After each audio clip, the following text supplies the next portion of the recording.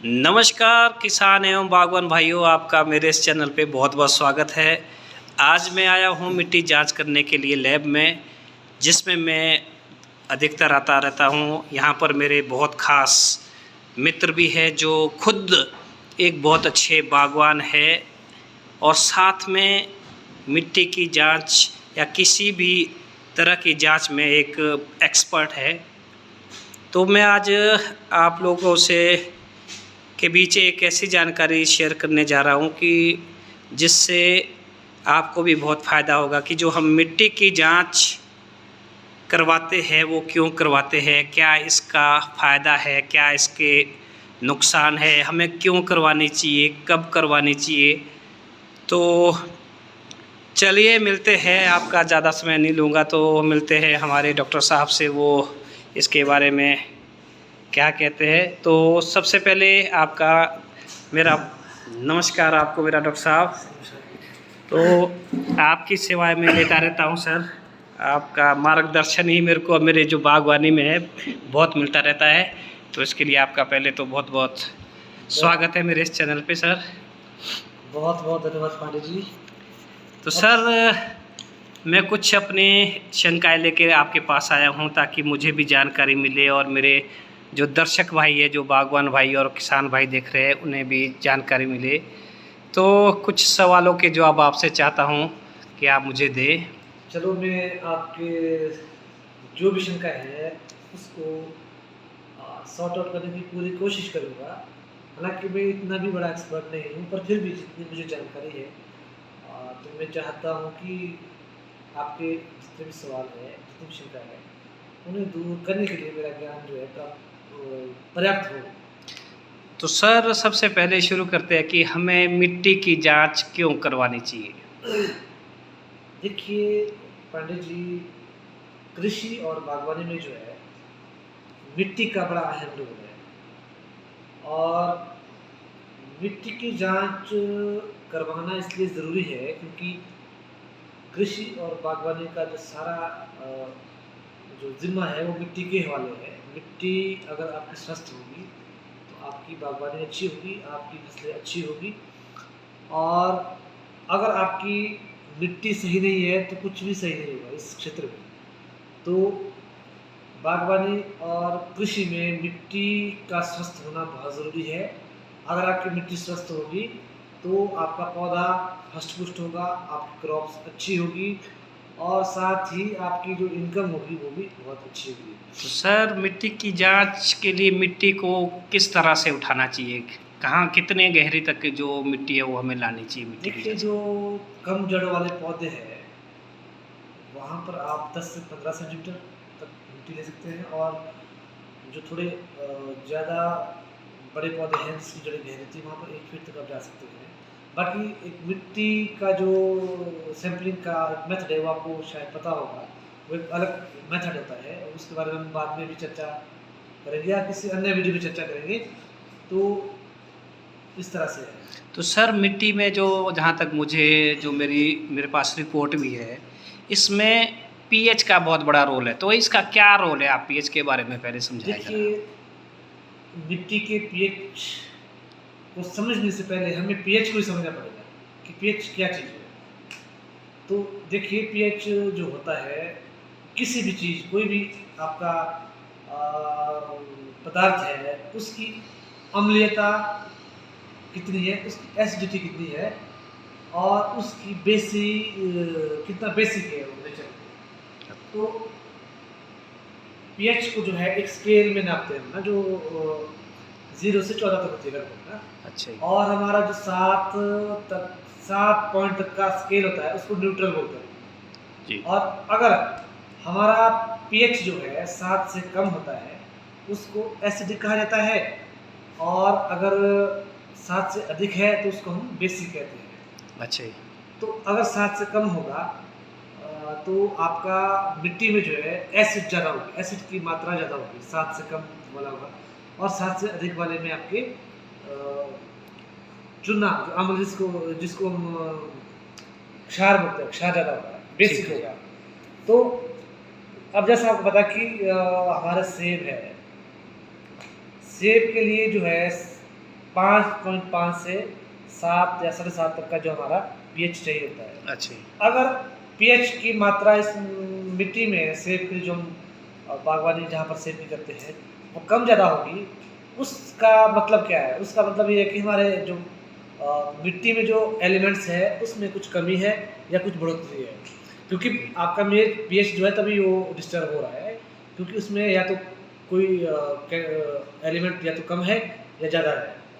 तो अगर आपका पीएच मिट्टी का बहुत ज़्यादा कम है तो उसको बढ़ाने के लिए हम जो है चूने का प्रयोग कर सकते हैं। ठीक है सर। और साथ ही अगर आपकी मिट्टी का जो पीएच है वो बहुत ज़्यादा है तो हम जिप्सम या आपका एलम का प्रयोग कर सकते हैं, ताकि वो अपनी नॉर्मल मात्रा तक पहुंच जाए। ठीक है सर। एक इसमें सर और होता है ईसी। ईसी ये क्या है? कोई समझ में नहीं सर आया। ये एक इलेक्ट्रिक चार्ज जिसको बोलते हैं ना, विद्युत चालकता, अच्छा। इलेक्ट्रिक चार्ज, ये एक्चुअल में जो है लवणता जो है, मतलब खारापन कितना है आपकी मिट्टी में, खारापन कितना है उसको दर्शाता है। तो अगर आपकी लवणता तभी बोलते हैं कि अगर आपकी लवणता, क्योंकि इसका भी एक पैरामीटर होता है ना, आपकी कितनी लवणता चाहिए होती है। ठीक है। आपकी लवणता भी एक नियत जो हमारा पैरामीटर है मिट्टी में होनी चाहिए, फिर आपकी मिट्टी को हेल्दी माना जाएगा। ठीक है। तो जैसे आप पीएच हो रहे हैं, ईसी हो रहे हैं, वैसे ओसी भी होता है। हाँ बिल्कुल बिल्कुल, जैसे ओसी भी है। बिल्कुल। Organic carbon. तो ऑर्गेनिक कार्बन जो है एक बहुत महत्वपूर्ण हिस्सा है मिट्टी जांच का ठीक। और मिट्टी का भी। तो ऑर्गेनिक कार्बन अगर आपके मिट्टी में अच्छी मात्रा में होगी तो समझ लीजिए कि आपकी मिट्टी जो है उपजाऊ है। ठीक है। और अगर आपकी मिट्टी उपजाऊ है तो पौधों की ग्रोथ भी अच्छी होगी और उससे पर्याप्त मात्रा में सारे एलिमेंट्स मिलते रहेंगे। अगर आपकी ऑर्गेनिक कार्बन जो है कम है तो आप जो है वर्मी कंपोस्ट या हरी खाद या गोबर वगैरह जो है इस तरह से सड़ी गली चीज़ों को उपयोग में लाके आप ऑर्गेनिक कार्बन की मात्रा को बढ़ा सकते हैं। नॉर्मली भी हम इसे जान सकते हैं। अगर आपको लगता है कि आपकी छूने पे आपको लगता है कि हमारे मिट्टी में जो है गोबर जैसा पदार्थ होता है ना, जिसको ह्यूमस बोलते हैं, ह्यूमस अच्छा है, या आपको महसूस हो रहा है कि भाई मिट्टी रुगड़ नहीं है, मतलब सूखी हुई या जैसे पोषक तत्व सख्त जैसी होती है ना, वैसे नहीं है, तो आप समझ सकते हैं कि आपकी ऑर्गेनिक कार्बन अच्छी है। अगर मिट्टी सख्त है और बिल्कुल रुगड़ तरीके की है जिसमें कोई आपको ह्यूमस नज़र नहीं आ रहा है, तो आप समझ लीजिए कि आपका जो ओसी है वो बहुत कम है और ऐसे में जो है पौधों की ग्रोथ बहुत कम होती है। साथ ही आपकी जो प्लांट है उसको पौष्टिकता नहीं मिलती है और एलिमेंट्स जो उसको पर्याप्त मात्रा में नहीं मिलते हैं। सर एक और भी है जो इसमें ये लास्ट में पोषक तत्व होते हैं, जैसे ये कितने प्रकार के और कितनी मात्रा में हमें चाहिए और किस तरह के होने चाहिए? तो जैसे आपको पता है कि हमारे जो मिट्टी है उसमें 17 पोषक तत्व होते हैं। ठीक है। 17 पोषक तत्व जो है अनिवार्य है, वो एक प्लांट की ग्रोथ के लिए, प्लांट में फोटोसिंथेसिस के लिए, फ्रूट प्रोडक्शन के लिए, और जितनी भी आपकी फ्लोरिंग होती है, आपका फ्रूट साइज डेवलपमेंट होता है, लीफ इलोंगेशन होती है, स्टेम इलोंगेशन होती है, और जो डाइवर्सिफिकेशन होती है प्लांट की, उसके लिए जो है हमारे पास 17 एलिमेंट चाहिए होते हैं। अच्छा किसी भी पौधे में, चाहे वो कृषि है चाहे बागवानी है। अच्छा। 17 में भी उनको भी हम दो तरह से डिवाइड करते हैं, macro nutrients and micro nutrients. जिससे मैक्रो न्यूट्रिएंट्स जो है वो 6 होते हैं। अच्छा जी। और माइक्रो न्यूट्रिएंट्स जो है हमारे 11 होते हैं। मैक्रो का मतलब होता है बड़ा, जिसकी ज़्यादा जरूरत है, जिसकी मात्रा ज़्यादा चाहिए होती है। ठीक है जी। तो हमारे मैक्रो में जो है nitrogen, phosphorus, potassium, sulphur, calcium और मैग्नीशियम आते हैं। अच्छा जी। मैक्रो में मतलब इनकी जो है बहुत ज़्यादा जरूरत ज़्यादा होती है और इसकी वजह से जो है प्लांट का मेटाबॉलिज्म जो है वो सही मात्रा में आगे बढ़ता है। जबकि माइक्रो में जो है हमारे छोटे छोटे 11 जो है न्यूट्रिएंट्स होते हैं, जैसे बोरोन हो गया, आपका मोलिब्डेनम हो गया, आयरन हो गया, कैल्शियम हो गया, कॉपर हो गया, और इस तरह के जो है न्यूट्रिएंट्स है लेकिन अगर भले ही ये सूक्ष्म मात्रा में चाहिए, लेकिन ये बहुत ज़रूरी है प्लांट के लिए। अच्छा अगर इसकी कमी होगी या बढ़ोतरी होगी तब भी नुकसान है। तो इन सब जो हमारे केमिकल्स है, इनका बैलेंस होना बहुत ज़रूरी है। तो ये पता तभी चलेगा अगर हम मिट्टी की जांच करवाते हैं। हाँ, देखिए इसका जो एक सही वैल्यू है वो मिट्टी की जांच से पता चलती है। बाकी आप जो है एक पौधे की स्थिति को देख के भी, जैसे कई बार होता है कि आपकी पत्तियाँ मुड़ी हुई है या ग्रोथ आपकी कम है, उससे भी आप अंदाजा लगा सकते हैं। इस पे अच्छा। हम एक अलग चर्चा करेंगे कि भाई पौधे की स्थिति देख के जो है कोई इस तरह की कैसा पता लगाया जा सकता है? बिल्कुल।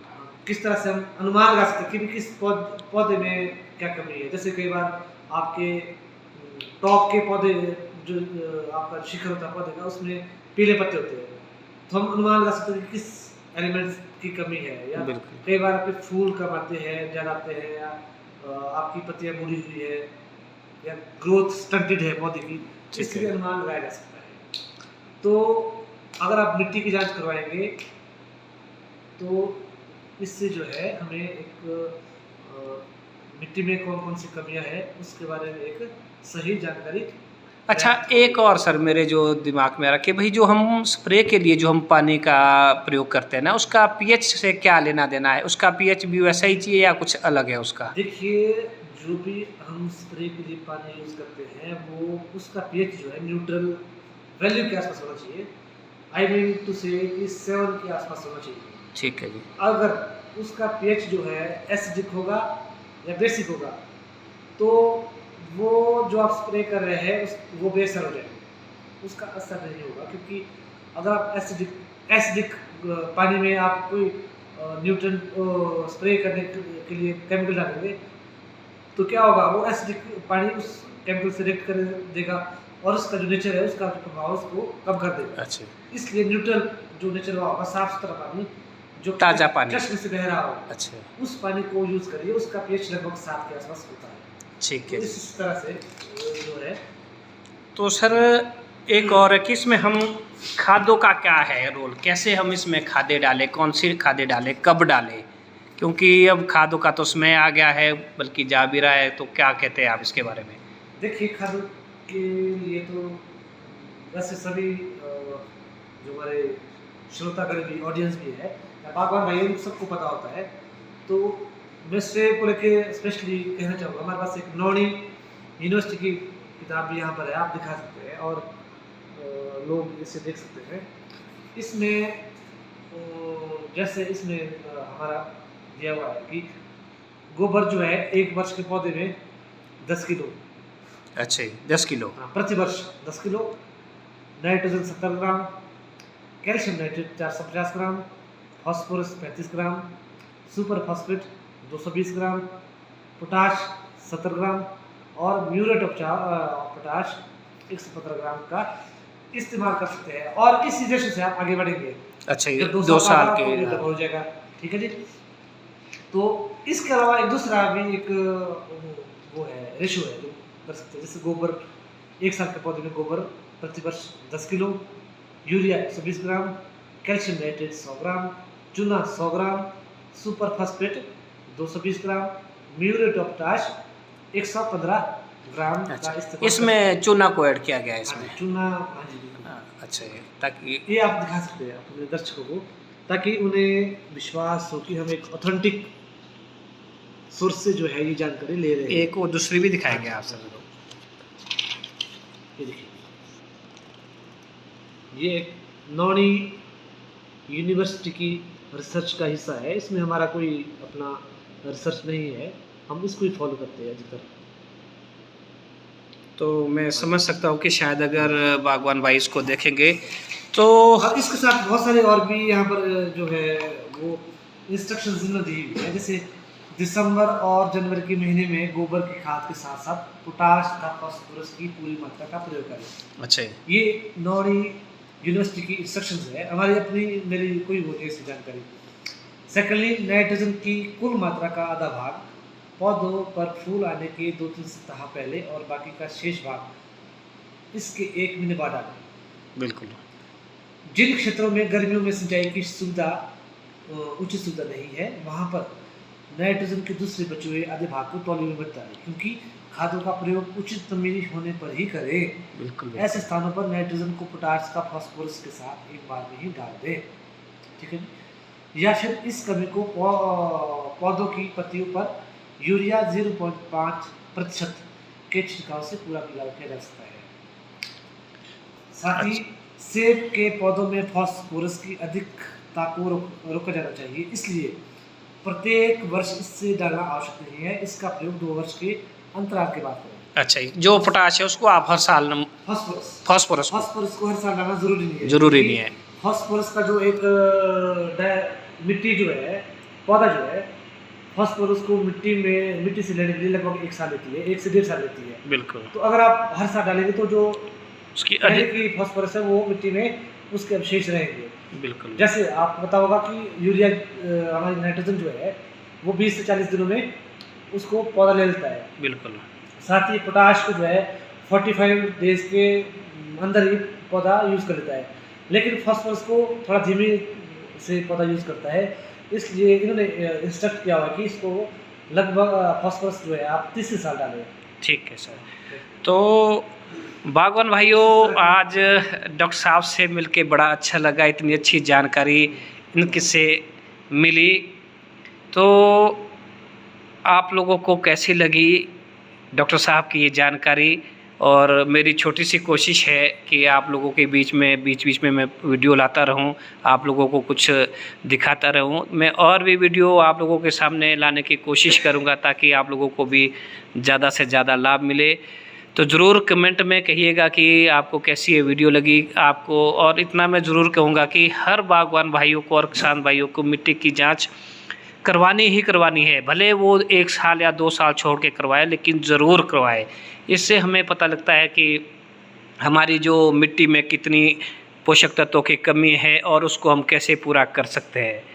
तो किसान एवं बागवान भाइयों, आज की वीडियो में इतना ही। एक और वीडियो के लिए आप लोगों के साथ और मिलूँगा। तो मैं बहुत बहुत धन्यवाद करना चाहता हूँ डॉक्टर साहब आपका, आपने टाइम दिया, क्योंकि आपकी हमेशा ही मेरे ऊपर एक छत्र छाया रहती है। बड़ी बड़ी मेरे को आपसे जानकारियाँ मिलती रहती है कि जो भी मैं घोल अपने बनाता रहता हूँ, जो ऑर्गेनिक में कुछ जीवामृत है, यूमिक है। बात कहना भूल गया, जितने भी आपके चैनल पे जो है किसान और बागवान है, जो भी आप ह्यूमिक एसिड, जीवामृत, घनामृत या किसी तरह का जो घोल बना रहे हैं, अगर आप उसका प्रयोग अपने पौधों में करते हैं, आपका जो पीएच है वो बहुत अच्छा मेंटेन होगा। आपके जो मिट्टी है उसमें माइक्रोबियल एक्टिविटी बहुत सुचारू रूप से चलेगी, रुकेगी नहीं कभी।